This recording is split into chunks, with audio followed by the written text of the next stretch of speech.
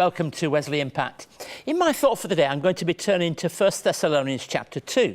And we see how Wesley Mission supports families in crisis through our Wesley Noreen Towers community in Sydney's West. And we meet someone who's focused on welcoming the world's most broken. Australia has often been labelled the lucky country. We're a nation of 23 million people. Nearly half of us, in one way or another, are migrants. And it's been said that in this country, as many as 300 languages can be found. Despite all our increased globalisation, Australia is often cocooned from many of the hardships and threats that many other nations face, particularly armed conflict and war. Brad Chilcott is the director of Welcome to Australia, an organisation that helps everyday Australians to welcome asylum seekers, refugees and other new arrivals at risk in our community. Brad, welcome to the show. Thanks very much. It's a pleasure to have you with us here. Tell us a bit about Welcome to Australia. It's a great title, but what is it? Well, Welcome to Australia began when the Inverbrackie Detention Centre was opening outside of Adelaide. Young child, 10 years old, an Australian child, was holding up a sign in a protest that said "Sink the boats."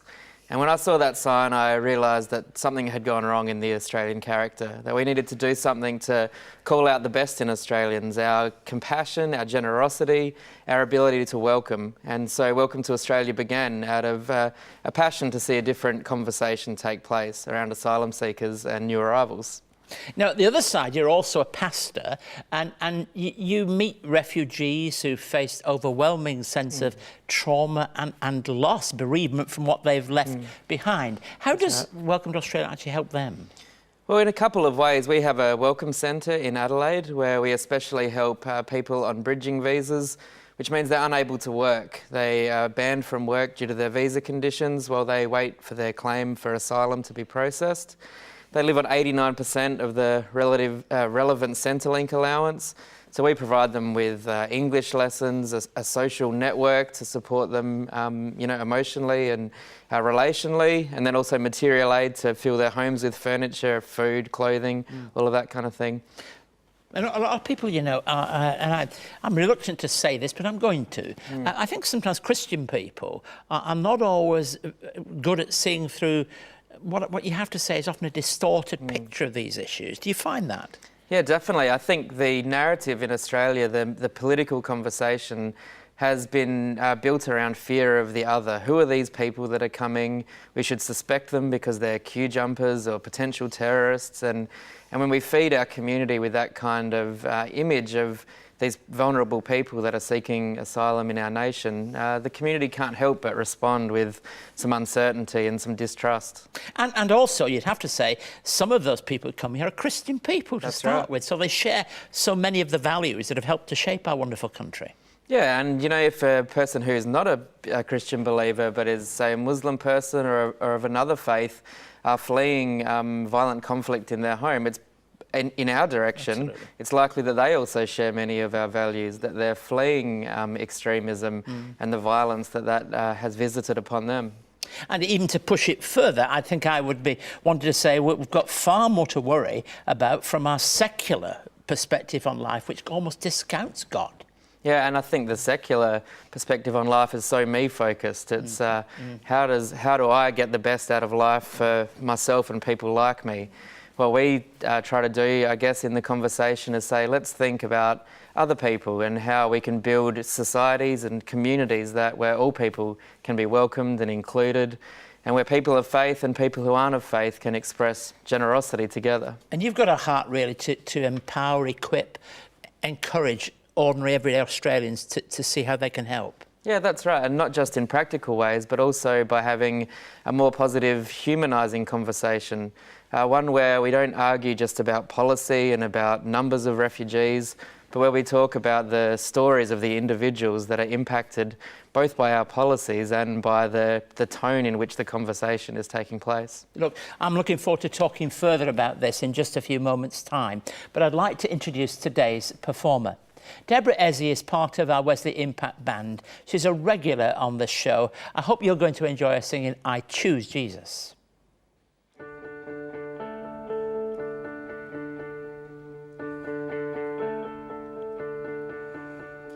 I have searched to find the meaning of this life.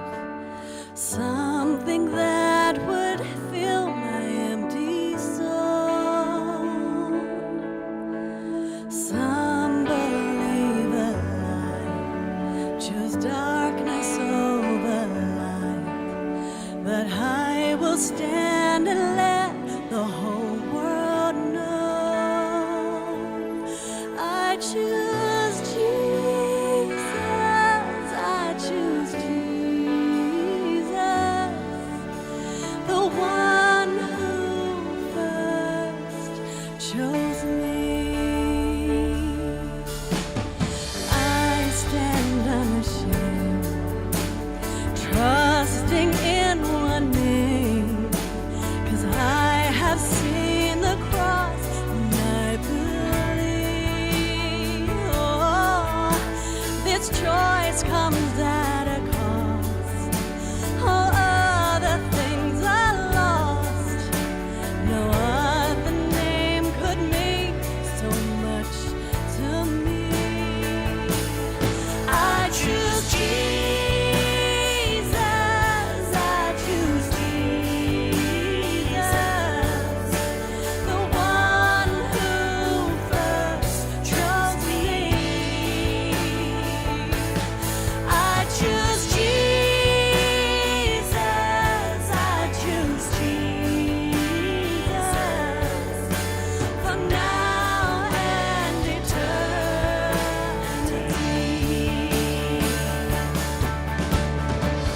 He chose to love me when I felt unlovable.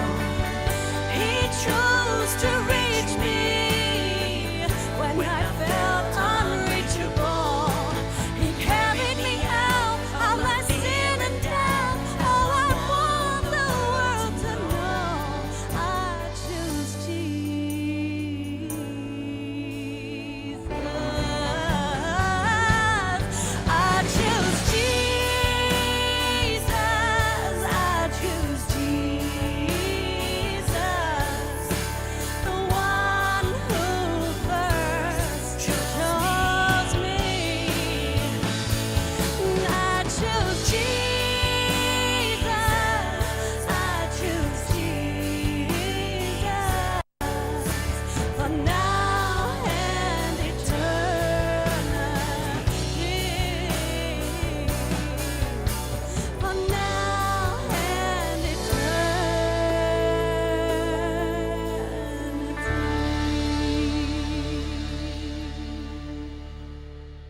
Keith Garner's new book, A Word for the World, is now available. Dealing with the 4 themes of success, sorrow, society and spirituality, the 16 sermons in this book will definitely inspire and challenge you as you read.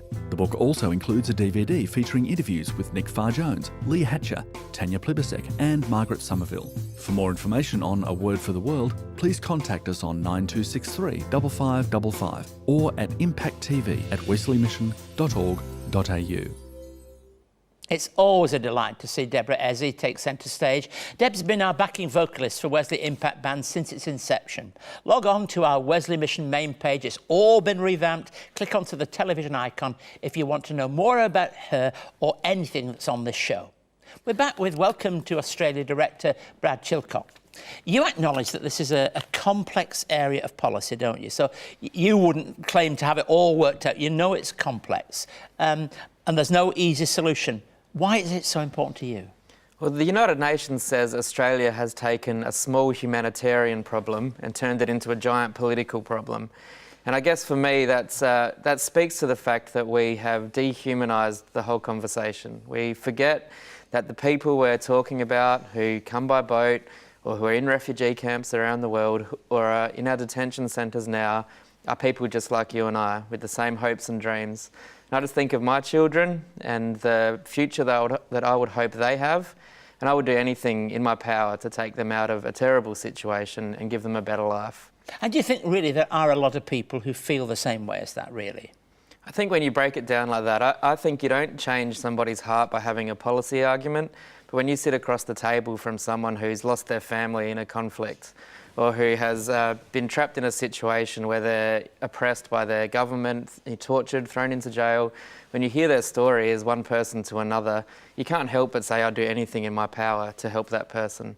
And really, this isn't just a party issue at all, because people of both parties have really generated in their own minds visions and images that haven't been helpful, haven't they, really? That's right. And so our argument is that our starting point should be, we're talking about people.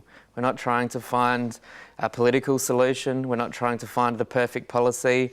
It is a complex situation for which there's no easy answer. But if we all start by having the conversation, recognising we're talking about human beings like you and I, then it would change the whole tone of the debate.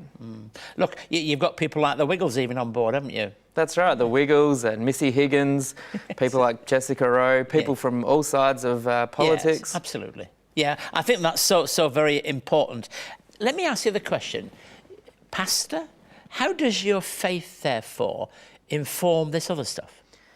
Well, I see that I've been unconditionally invited to be a part of God's life and God's community, and that I've been radically included in what God is doing. I've been radically included despite all my flaws, my faults, my differences to God, my rebellion against Him, and God has radically included me in His life and His community. And I see that as a follower of Jesus, that my mandate is to just express that same character to others. So simply for me, this is a natural outcome of being included in the life of God, thinking, how do I include others in my life, my community and my nation? So you sat on the plane, there's a guy sat next to you, and he sees you reading a Bible or a Christian book.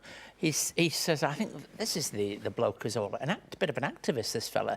And the coffee comes round, and it's that wonderful coffee that you have. And turns to you and says, what really are you? Are you a minister? Or what are you? Are you in politics? What do you say? Well, I say I think it's all the same thing. I think God has a vision for the way He would like the world to be, a dream of a better world where all people are equal, where people's generosity and compassion is a natural overflowing of their relationship with Him.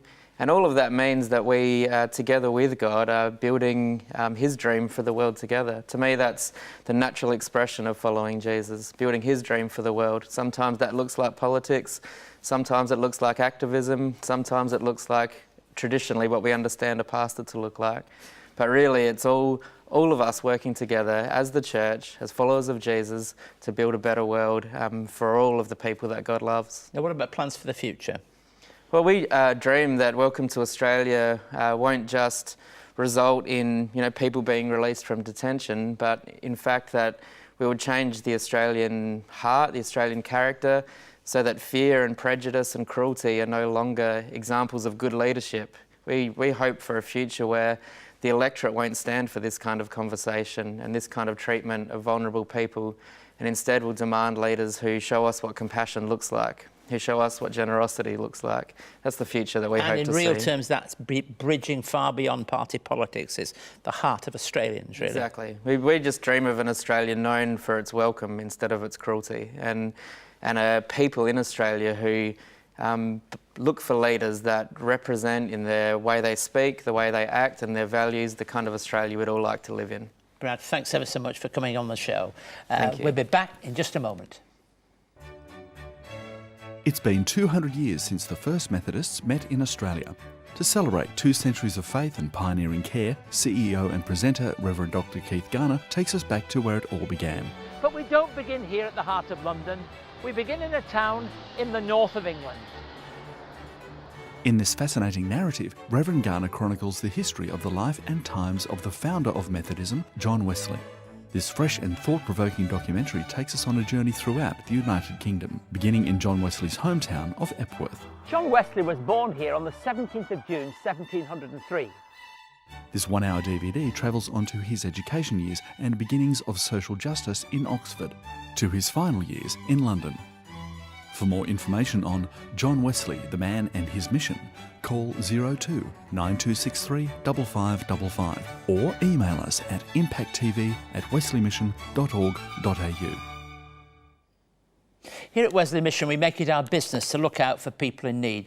Over 200,000 people every year, in one way or other, are helped in 130 different programmes, all dedicated to dealing with the broad range of need. Wesley Noreen Towers community is a special place for families who need somewhere they can call home when they need it most. Here's Layla's story.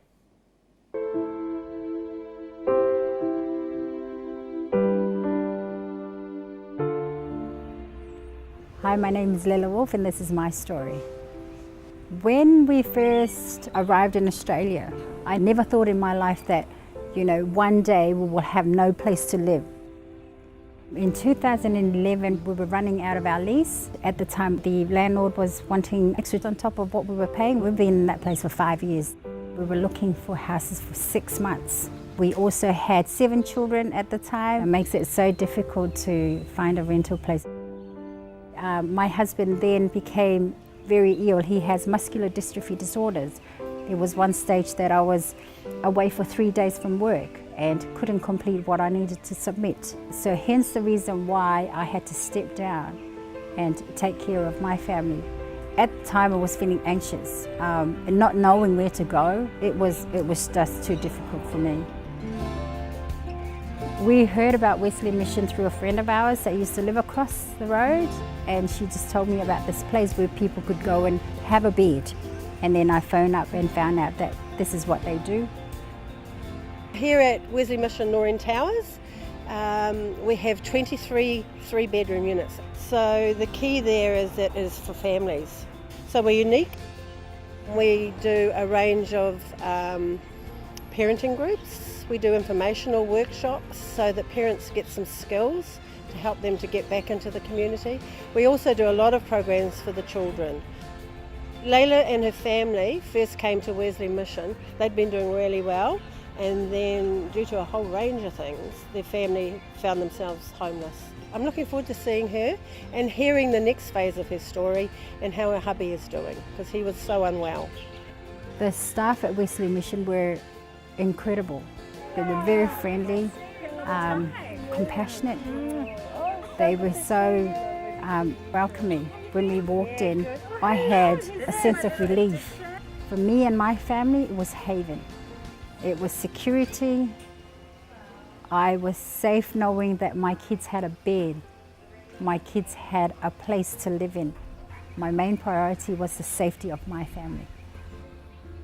Life for our family now, it's great, it's stable. Unfortunately, my husband couldn't be here. He's still recuperating, and we're now living in a wonderful 6-bedroom home. We've got wonderful children. We've got a great church that we go to. So everything is working well for us. So praise God for that. I'm sure if I didn't have faith, I wouldn't have made it through. I think there's a great future ahead of me and my family, and I know it's going to be a brighter future because God is always good. I would just like to say to Wesley Mission, thank you for the opportunity given to our family. And it's awesome that Noreen Towers is available. It's a wonderful place. It's great work that they're doing, and all praise to God that they're able to provide that for our community.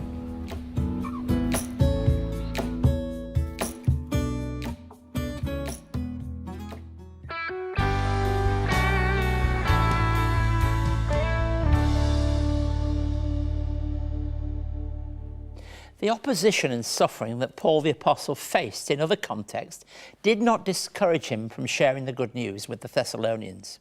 Well, here's something of that as I read to you from 1 Thessalonians chapter 2, 1 through to 8. You know, brothers and sisters, that our visit to you was not without results. We previously suffered and been treated outrageously in Philippi, as you know. But the help with the gospel and God's help dared us to tell you of his gospel in the face of strong opposition. For the appeal we make does not spring from error or impure motives, nor are we trying to trick you. On the contrary, we speak as those approved by God to be entrusted with the gospel. We're not trying to please people but God, who tests our hearts. You know, we never used flattery, nor do we put on a mask to cover up greed. God is our witness. We're not looking for praise from people, not from you or anyone else, even though as apostles of Christ, we could have asserted our authority. Instead, we were like young children among you. Just as a nursing mother cares for her children, so we cared for you. Because we love you so much, we were delighted to share with you not only the gospel of God, but our lives as well. Now, one aspect of Paul sharing the good news is that he saw it, at least in part, as a sharing of himself. In chapter 2, he likens himself as a steward, a mother, a father, and a herald, all different aspects of that caring. Some people have described 1 Thessalonians as the oldest epistle in the New Testament canon. Whether that's true or not, it's clear that Paul reveals not only his credentials, but how he sees his relationship to the gospel. As we observe his relationship, we can gain much for ourselves. We heard somebody say, isn't it all these things in our lives? A pastor, an activist in so many different ways. Paul knew there were different aspects of his life that made him who he was. He saw himself as somebody entrusted with the gospel. We see that in verse 4 very clearly. He saw himself as full of integrity, as the gospel is full of integrity. That was critical, that the two stood together. He didn't see applause and adulation as his great intention in life. The writer was well aware of the fact that for some people, the cost of their discipleship was going to be great, the cost of that discipleship.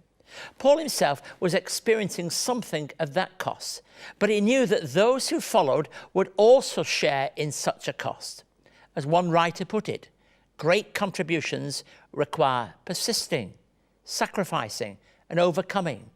Obstacles such as Dietrich Bonhoeffer, Nelson Mandela, Martin Luther King, and so on and so on. In every way, that is our lives. I see this in small ways every day at Wesley Mission. As costly bearers of the good news, we recognise that it's not only the message that's important, but also the character of the messengers. And Paul didn't abandon this community at Thessalonica that he'd helped to bring into birth, but continued to encourage them and in every way be a partner with them as they began to grow in their faith. It required somebody like Paul to walk alongside them, to help them. And in the tough context, and that's what it was in many places, tough in those early days of Christian witness, they needed people to point them in the right way, to recognize that we have a varied ministry and mission. And like at Wesley Mission, in places like Noreen Towers, we recognize that that's just as important as we preach the gospel in word, because we preach it in deed. And those two things stand together. So for Paul, he was very much somebody involved in nurturing others, as we're called to be also. If you would like to know more about today's topic, or for more on Keith's message, contact Keith by writing to Wesley Mission, Post Office Box A5555, Sydney South 1235, or email impacttv@wesleymission.org.au. Many thanks for joining us. We leave you with Steve McPherson singing Hope of the World. So I can't keep reminding you enough, see that lovely new website. Till next week, goodbye and God bless you.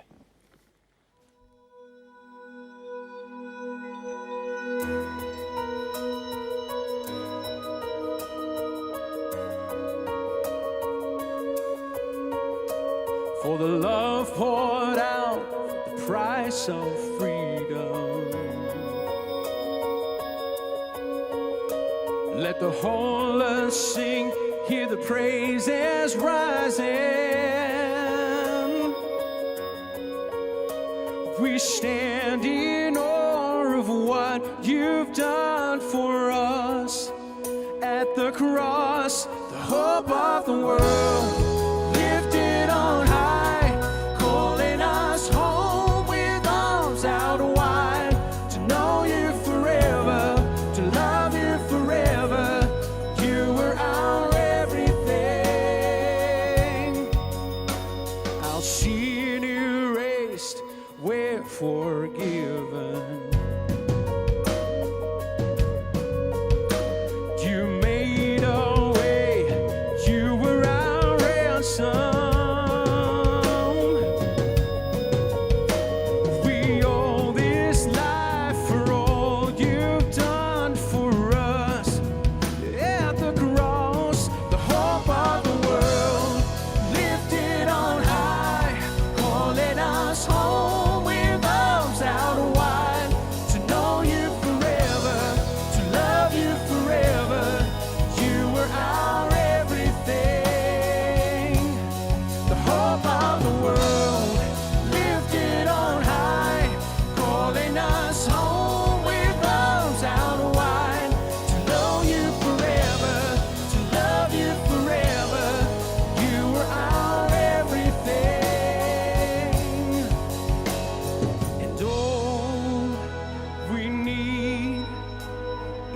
is you.